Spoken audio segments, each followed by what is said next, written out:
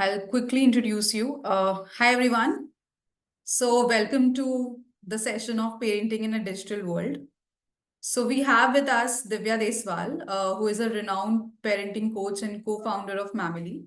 So, with over 20 years of experience, she has guided more than 50,000 families across the globe through their reproductive and parenting journeys.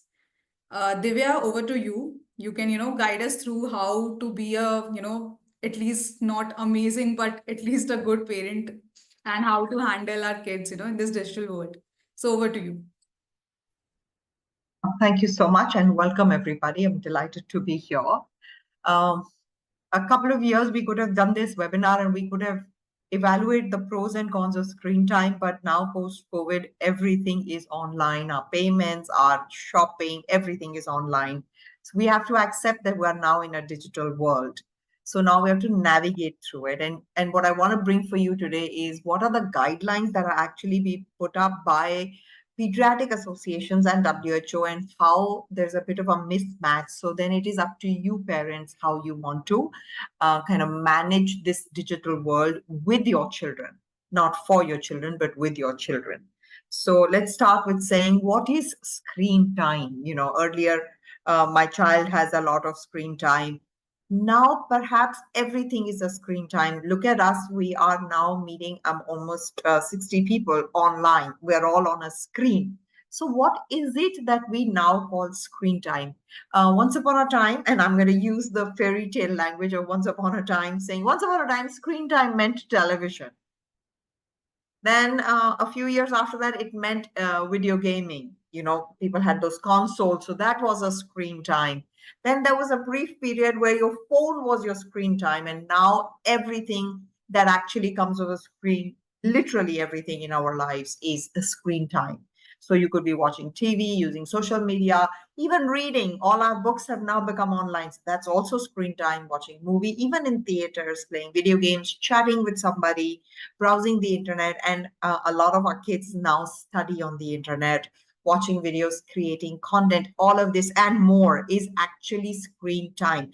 So we're not going to now vilify screen time, because that means our entire lives are vilified. We're going to look at what is it about screen time that we're really concerned about. And one of the things one of the things that affects everybody is the sedentary behavior it comes with.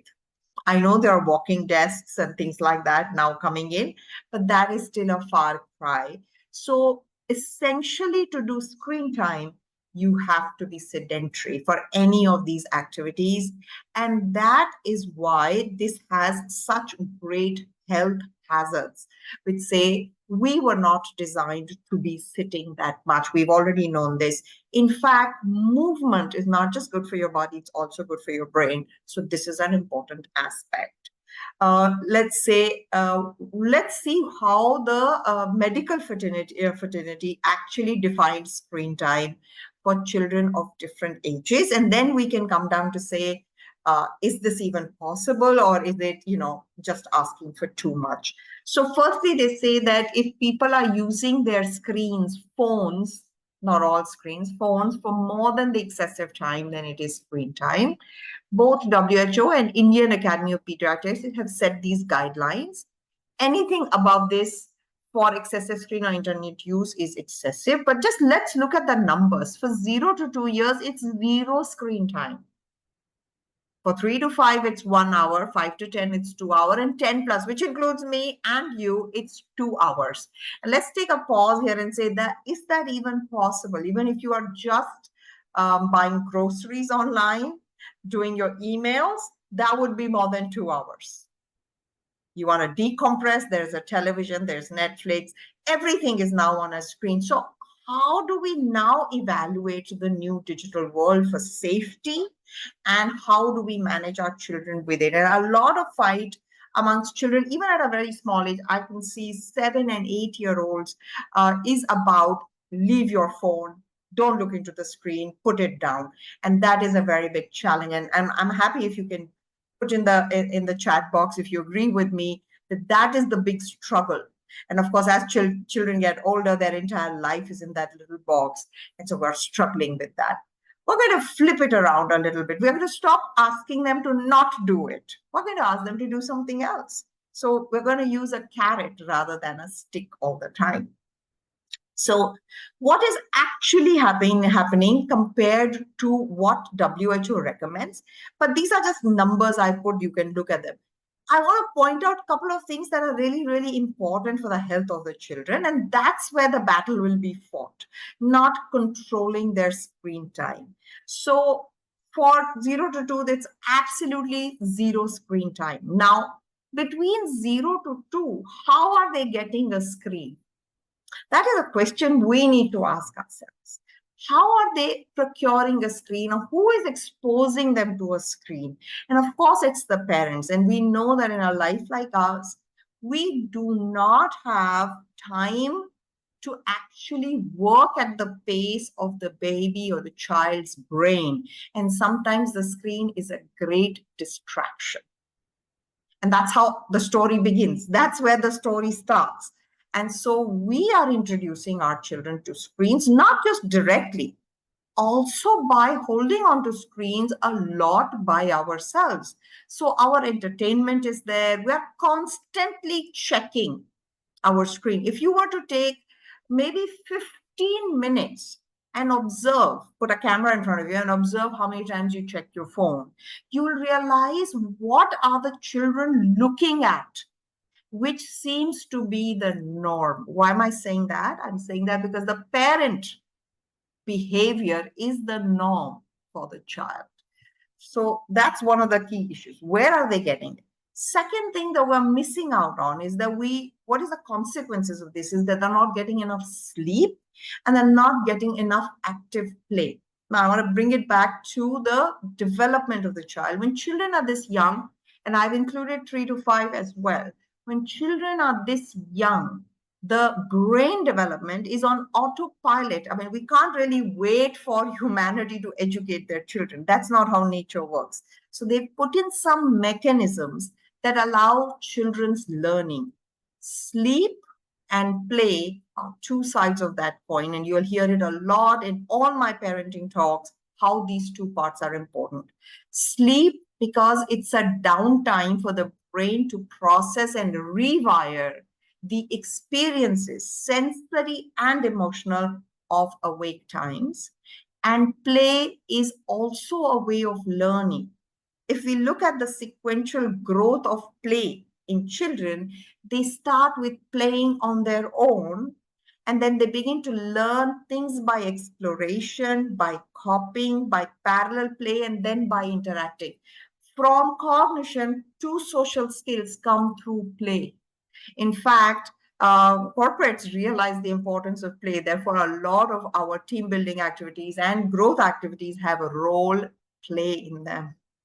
So play is nature's teaching mechanism for children. And when they look at screens, not only their movement is restricted, their growth in these two aspects are also restricted. The children do not have a sense of time. They have a sense of attachment. They have object identification. So if this is what routine I have, then this cannot change because it makes me feel unsafe. And we say, oh, my little child is addicted to say a phone or a tablet or whatever it is. And so we're going to develop strategies how to extract them away from those routines. So, but the numbers are quite large. The most concerning is that how children who need 11 to 14 hours of sleep are actually getting less. In fact, if you look at the stats, we are a sleep-deprived nation. We don't understand the need for sleep. We emphasize a lot on getting it done, and therefore we also have a lot of lifestyle health habits. Ages 5 to 10, again, you can just see how important sleep is here again. So it's 9 to 12 hours of sleep and minimum 1 hour of physical exercise. And this doesn't have to be exercise. It has to be them running around, playing around, goofing around, because that's how they learn. Look at on the other side, the numbers that are there. And particularly worrying, and we'll delve into it deeper as well, is about social media. We are exposing children who don't have context or cognitive ability to have context on social media to content and information that is not good for their health. And this is the time that they're not making opinions. They are soaking in the world, and that becomes the foundation of their opinions. So it's very easy to program a child almost up till the age of 7. If you tell your child, and if you've ever scolded them, saying, "Look at me," and that's hypnosis right there. You've already got them in, and you can program them. So whatever they are looking at is programming them. Let's move a little bit between 10 to 18. This is also a time where children are getting cognitive, they're getting personality, all the way up to career building. Now, screen time is still 2 hours. Now, that's going to be near impossible in today's world, because what children actually did in libraries, they're doing on their computers now. Again, this up to 13 years, it's about 9 to 12 hours. How many of you can say that your 13-year-old is getting 9 to 12 hours of sleep? And then still from 13 to 18, it's 8 to 10 hours of sleep. Again, 1 hour of physical activity is recommended. A lot of people, especially in the 15 to 18, are going to gyms, but the actual say physical activity would be where their body is being used in a way, a functional way, which could be playing a sport, competing informally, running around, goofing around, all of that. So even when your child is playing a sport, say for example, mine played tennis, one of the things recommended for an all-round brain and body growth and a mind-body connect coordination was to play football. So play sports that are not yours. And then that means a variety of different activities. Here again, if you look at on the other side, where are we finding the problem areas? So 89% of this youth is using more than one social media. 68%, of course, have more than recommended time. I think that's much higher now because the recommended time is only 2 hours. 76 watch television during mealtime. This is a concern, and I'll tell you why. 3.5% have internet gaming disorder, and 40% fall under the addiction category. Now, why is it a problem to view television? Let's start from the 0 to 2, well, the young toddler, the 3 to 5. We're using television to feed them. And then that becomes the norm. So they eat in front of a TV. Now, what happens is when you're watching the television and you're eating, your eyes don't look at the food. And when your eyes don't look at the food, there is an internal communication that happens with food, is that your body gets a signal even before the food goes into your mouth. What is it going to have? When you're looking at another person and eating, there are pauses appropriately. But when you're looking at television, because the visuals are at a speed that is really high, your speed of eating is high. What happens when your speed of eating is high is that you tend to overeat. And you really have no satisfaction because you've not really enjoyed the food. So it's literally shoveling the food down your throat. And so all of these things lead to the malabsorption of actual nutrition, and things, the sedentary lifestyle plus this will lead to weight gains, obesity, and other things that follow from it. So even more than the other things, this simple everyday routines, eat, sleep, and play, is affecting our children right from the beginning to their entire adulthood, because it becomes habit. People who eat in front of a television find very few social skills to actually sit across a table and talk to each other. Because when you're with somebody, there's a give and take. There is an appropriate pause. There is a different nervous system reset that happens when you're with somebody versus when you're looking at a visually fast moving activity, whether it's game, whether it's whatever it is, it's moving very fast. If you see what kinds of reels do good on social media, 30 seconds.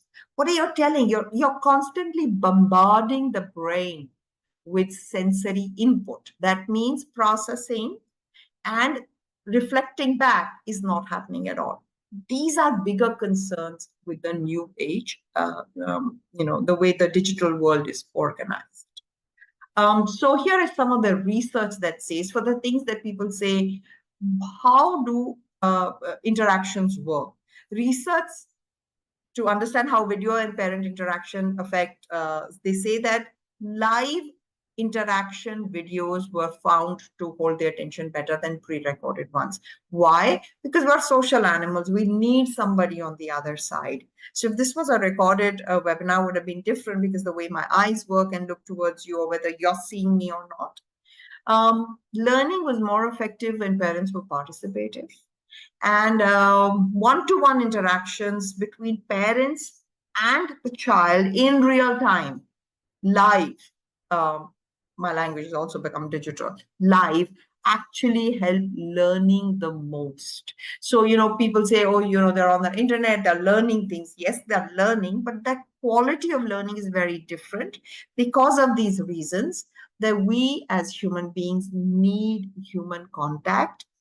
When I was young, we learned in social science that man is a social animal.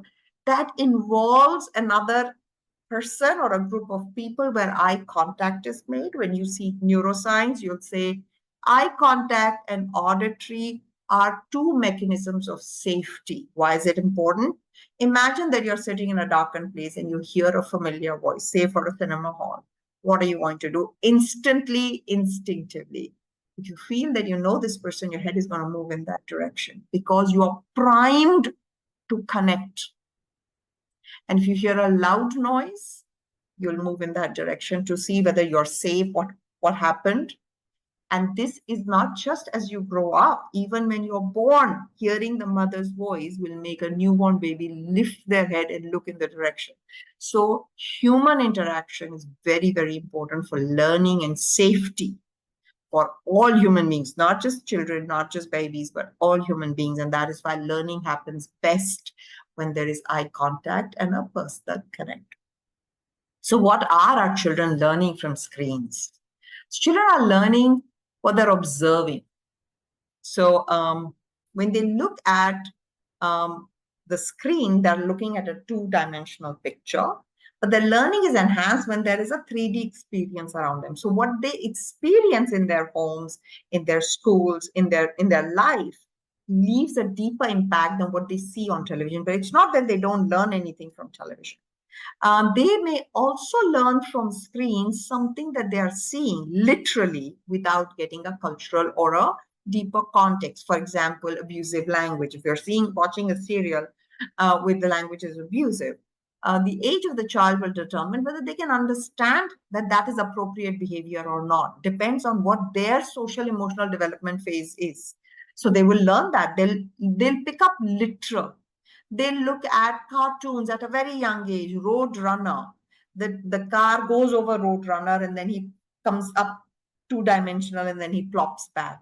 Or Tom and Jerry, they hit somebody on the head and there's a lump and then the lump will subside. So they have not learned action and consequence. They've learned that this is appropriate behavior. You can hit somebody and it's okay. So you see, if they look at violent, if they're fond of violent movies or action-packed movies or fight scenes, they learn aggression from there. So they are learning. But what are they learning should be of importance to us.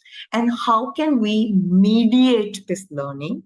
And like it says that if parents are participative, and I'm going to now stretch that definition more than just classroom to every interaction of the child, depending on their age, because when they're younger, the interaction is more, to give them context.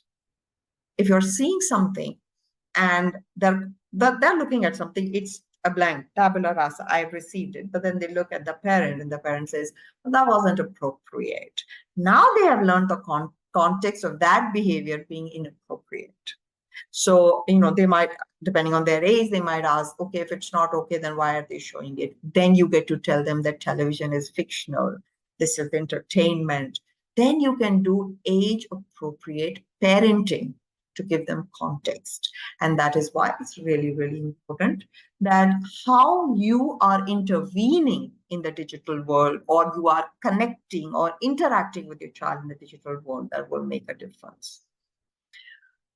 Let's move on to the idea of this addiction. A lot of people use this word very loosely. My child is addicted to a screen. I'm not going to talk of children less than 7 years because it's not an addiction. It's just a routine for them. And that's what they know. They keep doing it. But as your older child starts to lose track of time when they're offline, younger children will lose track of time. And of course, they're addictive because it's easier for them to get addictive until they don't have a cognitive filter. So whatever it's the absolute reality in that moment. And that is why they're programmable. But even older children, they lose track of time when they're online. That's a sign of addiction.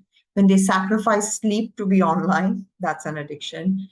When they're agitated, when their online time is interrupted, that's an addiction. Continuously checking for messages, becoming irritable when internet is down, spend time online instead of working or doing their homework, they're falling back in their grades. When they start to prefer screen to friends, again, friends and family, but if they're teenagers and they're looking at screens more than friends, then that's addiction. They disobey parents. If there are time limits, they disobey, lie, form new relationships with virtual individuals, lose interest in other activities. This is your biggest flag. When they start to look or behave differently, that means something is going on with their life. So those would be one. If you see a one-odd thing, you can't say, oh, my child is addictive, but you know that they're in the clutches of, and I'm not going to use digital world or screen time, but of a particular value or activity, which is giving them either a coping mechanism or a dopamine hit, which means either there's a reward system along with it, or I enjoy it. Like social media is completely dopamine hit. Every time I get a like, I feel very good. But what is the consequence of a dopamine hit? The other side is depression, or it is a coping mechanism. If I look at the screen, then I don't have to listen to anything else. So either of them will cause an addiction. Here are some of the, drawbacks. I think parents don't need a list of them, but they do need to know that even when you're at a place where you're in a state of mind, you say, oh, it doesn't matter. Okay, let it go.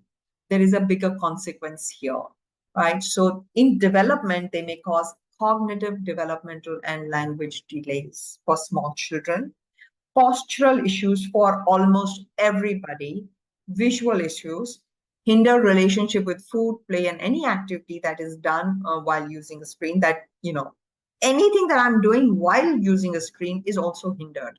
And of course, sleep definitely is hindered. Probability of being in the category of overweight and obese increases, hampers creativity because it's a one-way traffic. Reduces attention span and hampers cognitive thinking. So this is a developmental issue. The necessities of life, again, like I said, you'll hear me say it again and again. Sleep, play, top of my list. Communication, social animal, we need to learn to communicate. Exploration of environment. A lot is learned when we explore our environment, understanding human connection, which means how to look at micro reactions on face, reading social cues, and creating coping mechanisms. Life has a lot of ups and downs. If I'm escaping into a screen and I get addicted as that is a coping mechanism, then I don't have healthier ones when things are not going my way. Behavioral impact, I think a lot of us who have children have seen it: irritation, restlessness, fatigue, hyperactivism, less empathy, decreased social relations, control of impulses. So their reactions are really big. They don't have that coping ability. High degree of depression or anxiety, addiction. This happens in adolescents. Body image, a lot of social media comes up with body image issues, and moral disengagement, which means more anger and hostility. Look at the numbers. But the bigger threat also is that Indian children are most prone to be victims of cyberbullying. So there's a lot of fallout if we are not interactive in their digital world. So now we're not really talking about getting them off the screens. We're talking about getting involved in their screens a little bit. Though for younger children, we will talk about strategies of getting them off screen as well. So let's look at these things that they're doing on the screen one by one. So the impact of social media, especially Instagram, followed by Snapchat, are detrimental to children. I mean, I've known adults, including my age adults, who detox from social media time and again because it tends to get addictive. It's addictive because it gives you dopamine rush. It gives you a dopamine rush because you're being acknowledged. It's meeting a human need at a virtual level. When people press a heart on your Instagram, they're not really liking you. They're liking what you posted because it resonates with them. It's got nothing to do with you at all. But the heart itself feels like I've been seen and heard. If we were to do in real life, we would be really happy people. At least 11% of researchers have found a direct link between Instagram and poor quality of life. 70% found direct link between app usage and depressive symptoms, and 14% with anxiety and stress, 55% with body image and disordered eating. So look at the consequences of what it's doing. What is selling the most is what we aspire the most, but it's not being built up in a way where let me build you up.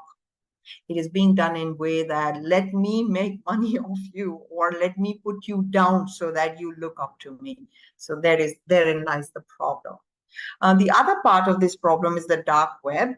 Sorry to say, I talk about parenting in the digital world, but I have very little knowledge of the dark web. It is something the youngsters do. I understand the problems with it because I'm the parent. India has the highest number of people using the dark web, which is 26%. This is a place which is anonymous and nefarious, so and illegal. So this is something we must protect our children from. Unfortunately, our children know more about the digital world than we do, so we're kind of it's difficult to police them. Then let's talk about a little bit of video games. Can't do without them, can't live with them, especially ones played on a small medium where your thumb is being used. The fatigue time is 10 and 20 minutes for the muscles around the thumb. So what do we do to change that? Maybe we could find them a different way of playing, having a console, being participative in the games with them, things like that. But you'll find that there are so many of these phone apps that are games that, even if you have a moment's time, you start doing it, and the kids are doing it as well. They're just doing it better. Increase in dopamine results in urge to continuously play the game. So a lot of gaming activity is done that depends on reward systems. So they're actually stimulating the dopamine system. Wow, you reached this level. Wow, now you're a knight, or whatever the glorification of it is. Children miss classes. There's a consequence to it, and because they don't have the cognition or the stability to be able to balance this out. So 100% of children who play PUBG say that they've missed classes for it. We know that the Blue Whale game was actually known for self-harm and daring children to do it. So again, when the children are doing their gaming, it'll be nice if you would at least find out what the game is about, try and play it with them, lose badly, who cares? But at least you know who they are. The bigger ones, which I don't think we put here, but kind of we looked at it later, is the ones that where you can chat real time to the person otherwise, and it's all anonymous. So while you can observe what they're doing on the screen, you don't know what is being told to them and what they are hearing. So that is also something that you can talk about to them.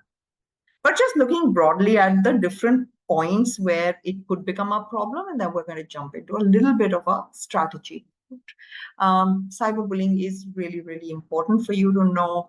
And I want to bring you to this little snippet which says that 45% of Indian children said that they hide cyberbullying from their parents due to the relative absence of conversation. We knew that it to be true 30 years ago, that they didn't talk about their girlfriend or their boyfriend for the same reasons, but that wasn't that detrimental to their heads as this is. Young adults under the age of 25 who are victimized by cyberbullying are twice as likely to commit suicide or self-harm. These are the two very, very alarming things. I'd already said that it's the highest number in India.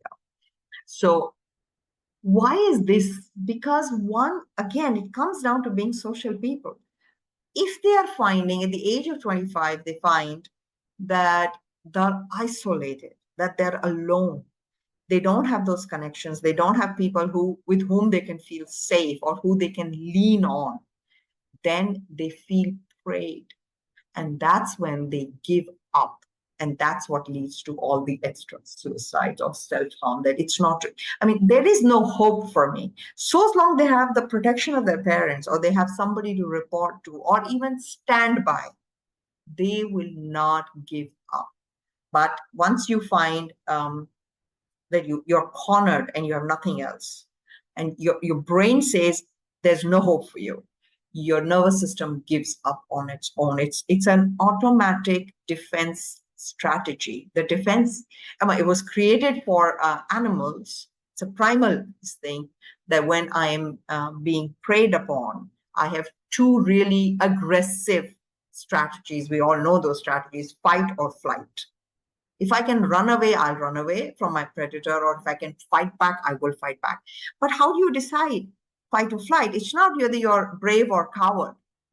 Your nervous system doesn't think of you as a coward or a brave person. It has one imperative: survive. And if it feels that you can fight back, you will find aggression come in. But if it makes a decision that, oh, fighting is not an option, you're going to lose, run, then that'll be your choice.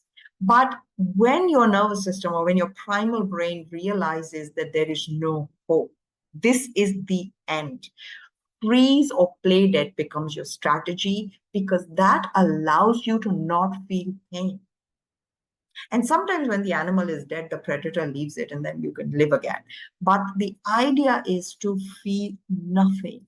And when a child with their brain development, which is not fully matured, has no support and feels there is no hope, then they will give up. So this is a really, really important thing. That is why we need to make those communication bridges, right? Things that you can actually do to see whether something is going on with your child. So here's a list of things: diminishing self-esteem, tendency to withdraw and spend time alone. You're seeing a behavior change, reluctant to show their stuff to people, which includes their screen, sudden loss of weight or change in appearance, eating and sleeping patterns, feeling low, looking down, different posture, feeling unsafe, exposed or humiliated, coming up with excuse to stay away from school. Doesn't mean the cyberbullying is happening in school, but it means because of the digital platform, everybody in school is aware of it. So what does it really mean? That somebody is threatening your child with exposure or some way to humiliate them. Injury from self-harm, change in personality, decline in performance, and bouts of anger. So these are some of the things that you look for, and then something is going on. It could be bullying in real life, but if they are hiding their screens and not wanting to meet other people, then it could just be cyberbullying.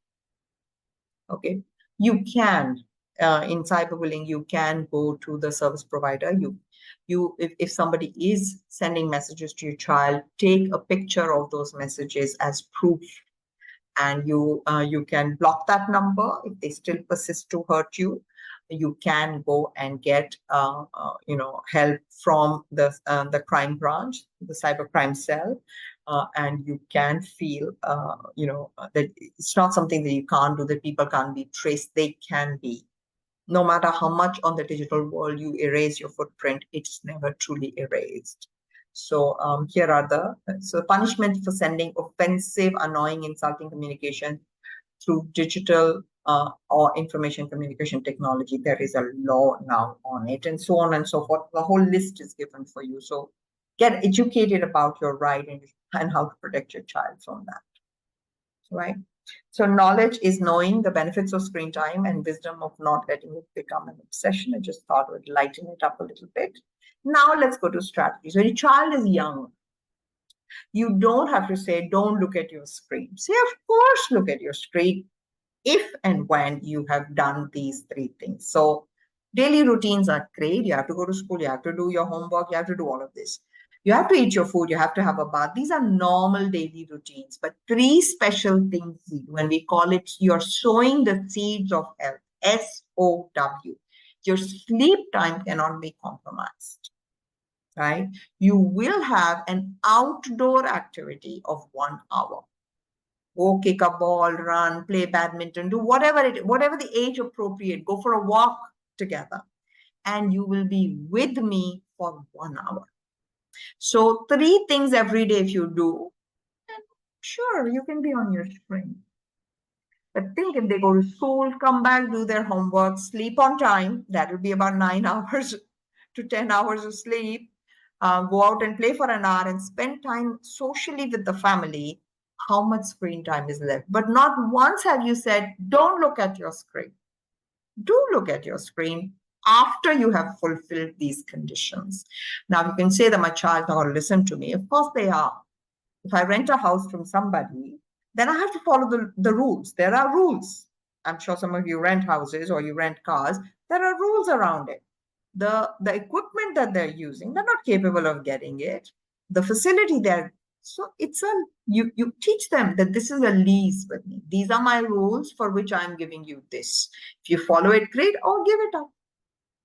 So don't give them the option of saying no. Say this way or that way, my way, but this way or that way, your choice. The choice is limited, and have them do that, because if they get their sleep and their outdoor activity and with me time, we've looked at the social part, the connection with you, we've looked at the sleep part, and we looked at the play part. We've done these three, their growth is going to be good, and it'll automatically restrict their time. Now, depending on the age of the child, what they want to do with that extra hour or hour and a half that they have after they've done everything, they might just get very efficient at doing everything so that they can get some screen time. Watch whatever they're watching with them. Not every day, but once in a while, just sit down with them. See what they do. Observe their behavior. Are they shutting it off? Or are they sharing with you?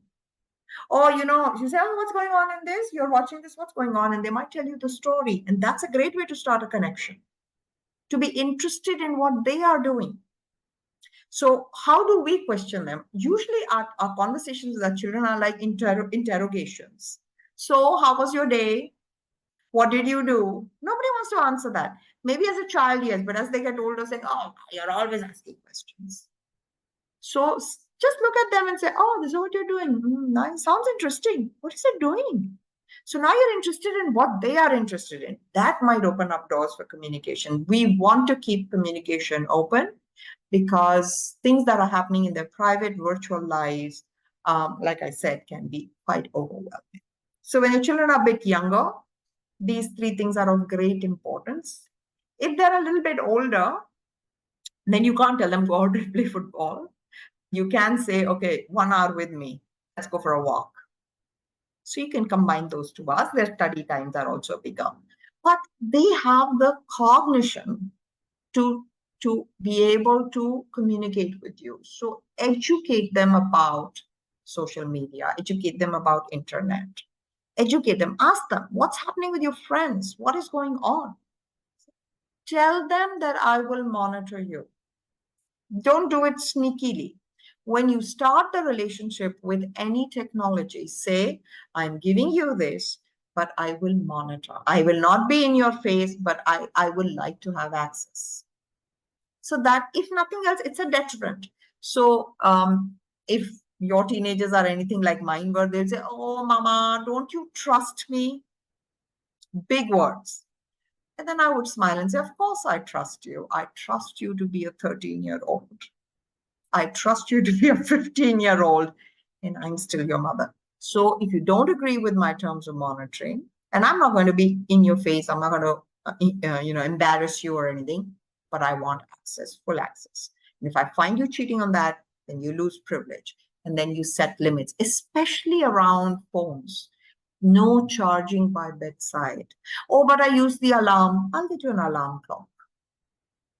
So everybody's phones should now get charged in a public place, or set limits. Dinner time, nobody gets the gadget on the table. Not even on the table. Put it away.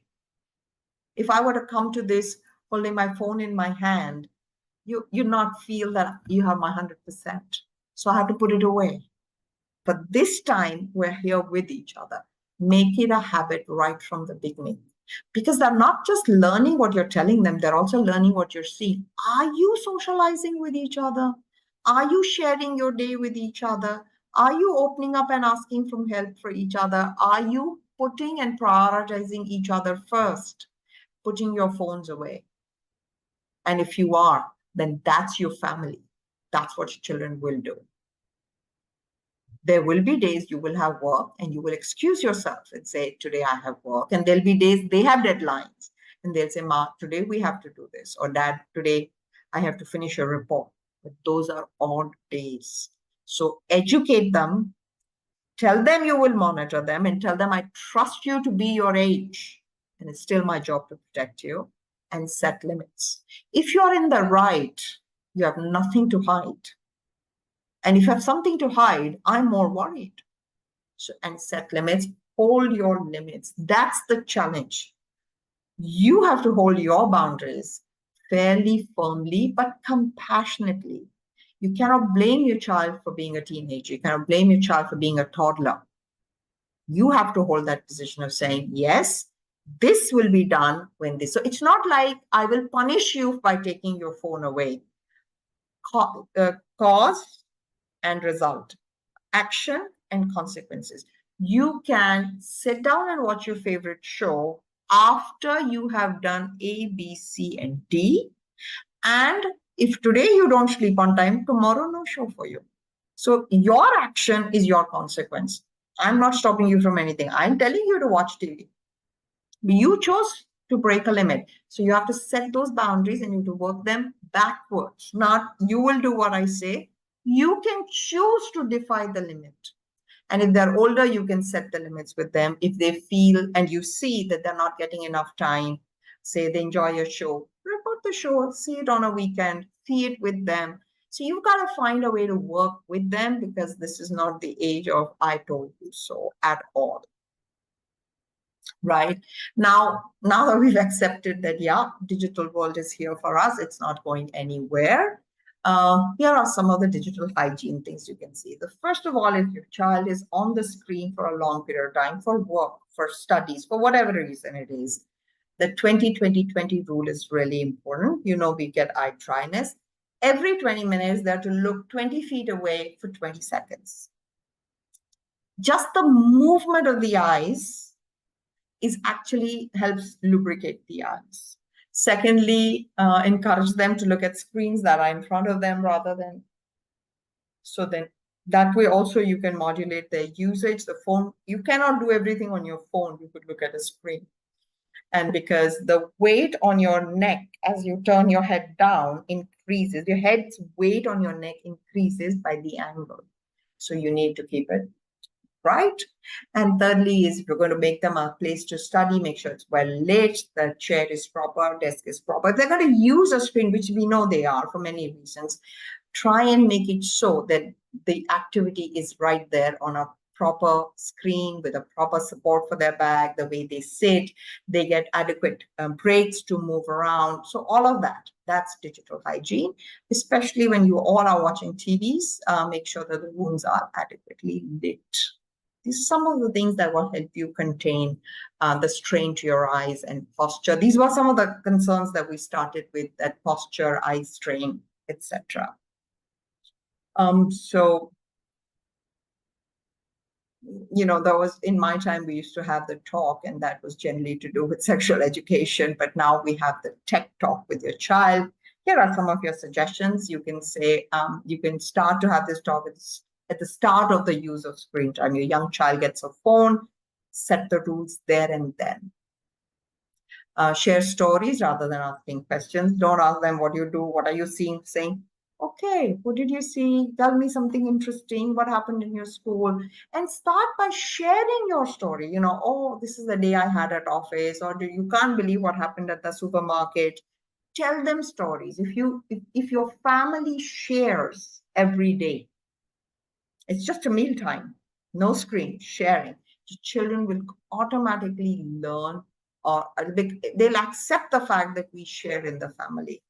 Be involved in what they like. Don't expect them, don't judge their choices. Some of their music, some of their, a new word that I learned a few days, it's a cringe video. I mean, that's a thing.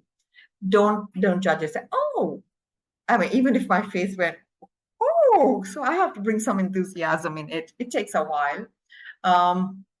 Reality and virtual are same. No talking to strangers on the internet, same way as no talking to strangers on the road. Set family ground rules, not children ground rules. You have to lead by example as a parent. Discuss about posting and sharing is something new that I heard, and I heard that even companies that hire you actually look at your digital footprint from your social media because they want to look at what your leanings are politically, religiously. There's so many ways that they are monitoring you. So you cannot get away with posting something because it's anonymous. It is not anonymous. And converse and evolve constantly. Remember, you will learn the language of this generation. If you want to communicate with them, you have to accept it. I remember when we were young, it was "I told you" because I'm saying so. I don't think that is the truth anymore. And a part of that journey has been us. We aspire to be parents that allow our children to flourish. And the part of that flourishing is for them to hold their own in the world. Where do you think they would start? If I were to teach as a lioness, if I want to teach my cub to fight or to hunt, they're going to take their claws out and swipe at me first. So you've got to be the lioness here. If you want them to stand tall in the world, then they have to learn and practice in a safe environment of standing tall with you. You can't beat them into submission and then expect them to go out and conquer the world. That does not happen. So I'm going to leave you. This is a care model at Mamily that we practice, and you can apply it to many, many, many parenting issues that might come up. It's called the care model. The C stands for conscious. Conscious means what are you aware of? So if you understand the age of your child and their mental capability, which means their physical development, their mental development, their social development, their cognitive development, then you know what they're capable of. Like nobody expects a newborn to walk. They don't have the physical ability, but that's acceptable. Yet we are expecting our 5-year-olds to become responsible. They're not capable of it. So first step is awareness. Then you're becoming aware of what is happening in your environment. Children like safety and routines. Their brain thrives on it. So if something is changed in their routines, in their environment, they do respond to it with behavior because they can't give it words. This goes even for teenagers. And then knowing where you are at. Are you fully available or not? Because you're all working people. You also have busy lives. Some days are really hard on you and you're not available for your child, and they will see that gap. So sometimes you feel, oh, just when everything is going wrong, my child has to misbehave because they're reading that energy from you. So that's your awareness. Then you are tuned with your child. If there is anything that comes up, you check in with how they feel, not how they behave. So I'll give you a very simple example of that. When we say something to somebody in anger, and later when we are talking to each other, we say, but I said it in anger, but I didn't mean it. How many of us have done that? So when other people are looking at us, we want them to understand our intention, our feelings, rather than our behavior. But when we look at our children, we only look at their behavior, but never their feelings and their emotions. So attunement is about feeling or understanding what they were feeling that prompted them to any action. That is an important aspect because then they'll feel heard. Then you become responsive. Responsive means what can, for this age child in this situation with this feeling, do I want to do the same as I would be doing if I were reacting to their behavior? Probably not. And then you engage with them the same way. So while doing this responsive behavior, we call it you're spoiling them. You're teaching them social skill, you're playful, you take them outside, you let them be independent, age appropriately independent, and you literate, you give them literacy on the stage of their digital journey, and you spoil them into being good little children. So I'm going to leave you with this quote. The best thing you can give your children is your time and not screen time. The screens generally begin when we are pressed for time. They are replacing us as digital nannies. That's where it starts from. And so that's all I have for you today. I hope you take something away from it, and I'm open to questions. Hi, Divya. You are getting a lot of questions here in I the can. chat box. Hmm. Okay, first one is from Preeti. Hello, my query is I am a woman working from home. While I'm working, other family members tend to show TV to my 2-year-old boy to avoid his tantrums, and now he has become addicted. How do I avoid his addiction? So the first step is to talk to your family members. I don't know if that is possible. Definitely talk to your spouse because it's his child too.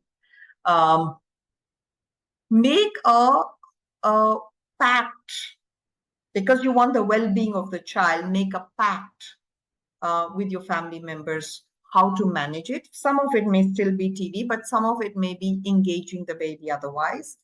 If you find that that is not a possibility, but it is possibility for you to get a part-time help that will allow to do the sleep, the play, the going around for your 2-year-old, invest in that. I cannot say that you can give up what you're doing, and I cannot say that you can force people to do what you want, but the first step comes with awareness, and the awareness starts between the two of you. Is this really good for my child?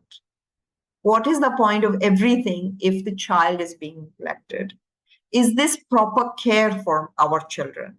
So this is a conversation you can start. And if your work allows it, have him close by. So the baby will have a routine. They will have proper naps. He's a 2-year-old, so there'll be nap time in the day. Become stringent about their nap times. Have them close by. Allow them a place where they can, for the lack of a better word, make a mess. Create a messy space for them. Because that's where the exploration happens. Each day create some sensory kind of thing, so you can take different textures and put them in a box, and then they can keep taking out. They do repetitive activities. They will just need somebody to supervise them. They're using tantrums to get TV. You're not giving TV to stop the tantrums. They're using tantrums to now get TV because it's the easier way out. So it will need some work on your part. So if your day work allows you to have them in the room, that will be great. If you can take every half an hour, a 5-minute break to do some rough play with the baby when they're awake, great. If you can share one meal time with them, that'd be nice. And if you can enforce nap times, that'll be great. Now see out of this whole serving what works for you. I can't say otherwise what to do. But the child will need some kind of social interaction to distract them from the TV. And they're high energy children. So the more physical play is there, the better it is for them. Great, Divya. One more question is there. What are all precautions to take from dark web? How we have to identify that we are not in dark web unknowingly? So first learn up about the dark web. How do you reach it? So there are special browsers to access the dark web. So make sure, do a routine check of your systems, put some firewalls. Yeah, firewalls. Firewalls. So some kind of technology intervention you'll have to find, but you'll have to educate yourself on it. Mhm. One more question. Can you please share do's and don'ts? My daughter needs screen time during food. Pardon me? Can you please share the do's and don'ts? My daughter needs screen time during food. And how old is your daughter? How old is your daughter? Whoever asked the question, you can tell, answer this. Pardon me? 4 years. She's 4 years. So you'll have to start eating a meal with her, and you can bribe her with screen time if she eats her food by her own hands. So that you have to use the problem for the solution. You can say, okay, we can watch this together if you have time. Again, you have to monitor, you have to tailor what I'm saying, take what bits work for you and leave the rest. So you can say, if you eat your food, we'll eat together on the table. As soon as you finish, you can do this and mommy can do this. So it'll need a little bit time from you as well. You can't just tell them what to do. See, their brains are not developed enough to lead their own lives or make their own choices. So you have to have guidance. If you are not the one, then whoever the caretaker is, they have to enforce it. And they say, okay, the remote is here. I will open up the window or the almirah to give you the remote only when you finish your food. So if you don't, it's up to you, don't eat, but then no TV. And yes, it's going to be a little bit of a withdrawal, but the point is that you're given to her seeing the screen because you want her to finish her food quickly. So you've got to be tough.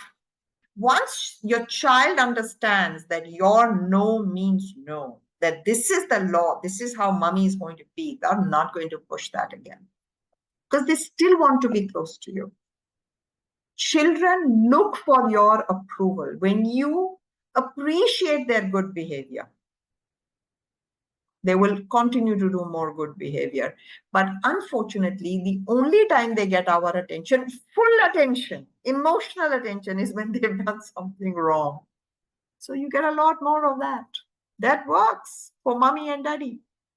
So either you can say mealtime is with me, let's finish and get on with it. Or when you finish, you can do this. So you can do a action and consequences. When you finish your food, you can get this much time of screen, then you'll enjoy it more. Okay, one last question is there.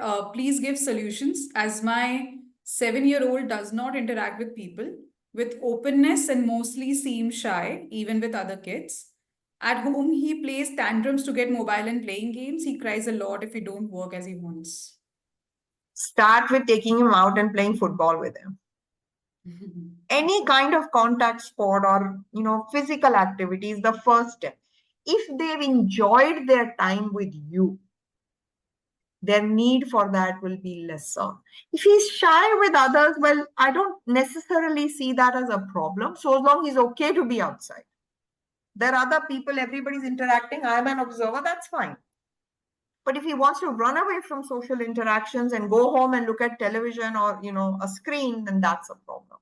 And a 7-year-old is fairly old enough, so you have to sit him down and you have to have the talk, saying that this is not making you happy, this is not making me happy.